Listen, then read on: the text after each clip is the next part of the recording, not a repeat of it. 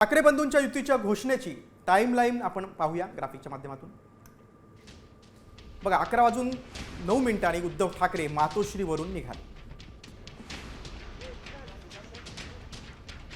तर जवळपास 11:15च्या दरम्यान शिवतीर्थावर दोघं भावांचं औक्षण झालेलं आहे।